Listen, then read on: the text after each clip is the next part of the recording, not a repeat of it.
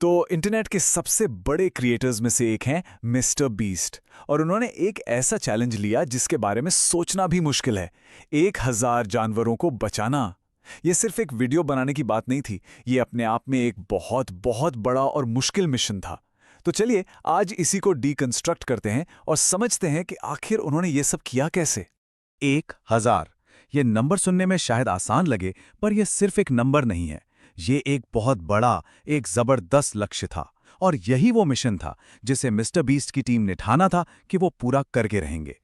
और देखिए, उन्होंने अपने मिशन को बिल्कुल साफ शब्दों में दुनिया के सामने रखा। बस इस एक लाइन ने इस पूरे के पूरे बड़े प्रोजेक्ट की नींव डाल दी। यहीं से कहानी शुरू होती है। तो सवाल ये उठता है कि भाई, कोई 1000 जानवरों को बचाता कैसे है?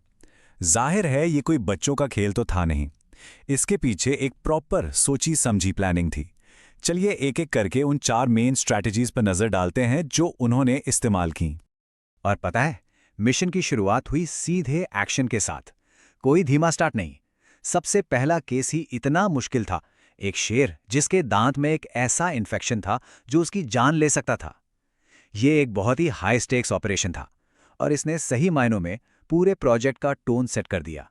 तो ये थी वो 4 मेन स्ट्रैटेजीज। सीधी मेडिकल मदद, जानवरों को सुरक्षित जगह ले जाना, उनको बचाकर नए घर देना और जो लोग पहले से इस काम में लगे हैं उन्हें फंडिंग देना।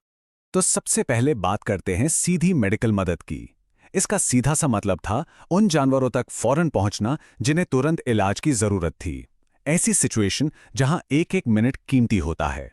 मतलब इसमें वो सब कुछ शामिल था जैसे कि उस शेर की जान बचाने के लिए रूट कैनाल जैसी सर्जरी करना, या फिर बीमारी को फैलने से रोकने के लिए पूरे के पूरे झुंड को वैक्सीनेट करना। ये बिल्कुल वैसा था जैसे कोई फ्रंट लाइन पर जाकर एक्शन ले रहा हो।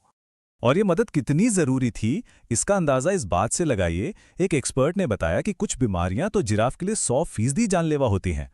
मतलब अगर हो गई तो मौत पक्की। इसीलिए हेलीकॉप्टर का इस्तेमाल करके एक बड़ा वैक्सीनेशन कैंपेन चलाया गया। ये सचमुच में वक्त के खिलाफ एक रेस थी। तो यहां पर उनका अप्रोच डबल था।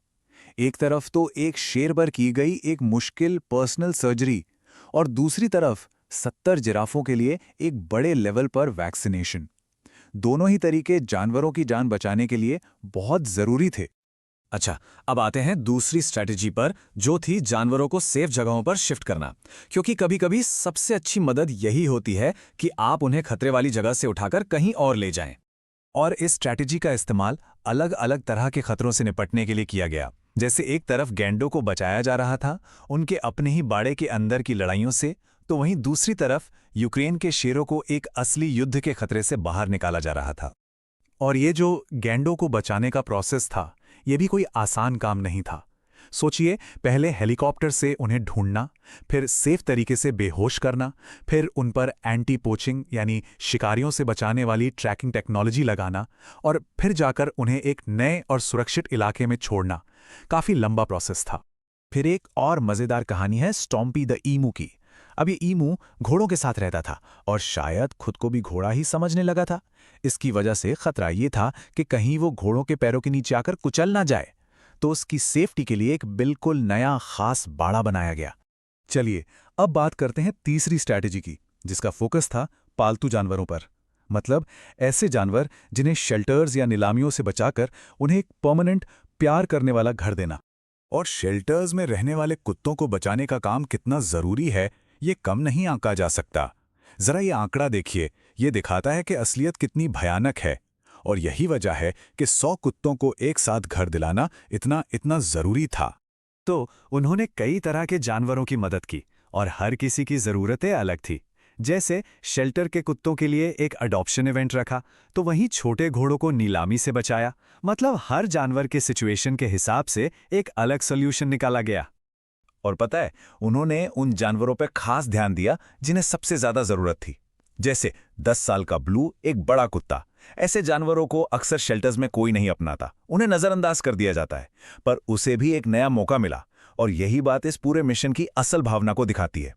और आखिर में चौथी और आखिरी स्ट्रैटेजी, उन लोगों को सपोर्ट करना जो पहले से ही जमीनी स्तर पर यह काम कर रहे हैं। उन्होंने जो एनिमल वेलफेयर ऑर्गेनाइजेशंस पहले से काम कर रही थीं, उन्हें एक बड़ी फाइनेंशियल हेल्प दी। इसका एक बढ़िया उदाहरण है, उन्होंने माया के एनिमल सैंक्चुरी को एक नया वुल्फ सैंक्चुरी बनाने के लिए $50,000 डोनेट किए। ये बिल्कुल परफेक्ट एग्जाम्पल है कि कैसे पैसों की मदद सीधे सीधे जानवरों की बेहतर देखभाल में बदल जाती हैं। और इसका नतीजा कमाल का। इस फंडिंग की वजह से सैकड़ों और जानवरों की जान बची। अमेज़न के जंगलों से लेकर पूरे अमेरिका के अलग-अलग सेंचुरीज तक इस एक मदद का असर बहुत बड़ा और बहुत दूर तक फैला। तो जब हम इन सारी कोशिशों को एक साथ जोड़कर देखते हैं तो हमें क्या दिखता है? हमें एक पावरफुल मल्टी डायमेंशनल अप्रोच दिखता है जिसने सच में जमीन पर एक असली बदलाव लाया। तो वापस उसी सवाल पर आते हैं, आखिर 1000 जानवरों को बचाने के लिए क्या लगता है? जैसा कि हमने देखा, इसका कोई एक सीधा साधा जवाब नहीं है। इसके लिए एक ऐसा अप्रोच चाहिए जो हर तरफ से काम करे। ये एक 4 तरफा स्ट्रैटेजी है। जहां तुरंत खतरा है वहां सीधी मेडिकल मदद, लंबे समय की सेफ्टी के लिए जानवरों को दूसरी जगह ले जाना, उन्हें प्यार करने वाले परिवार देना और असर को कई गुना बढ़ाने के लिए दूसरों को फंडिंग देना। तो आखिर में ये सब सिर्फ एक वीडियो से कहीं ज्यादा है। ये एक रिमाइंडर है कि इन जानवरों को बचाना हम सबकी एक मिलीजुली जिम्मेदारी है और ये एक ऐसा मिशन है जो कभी खत्म नहीं होता।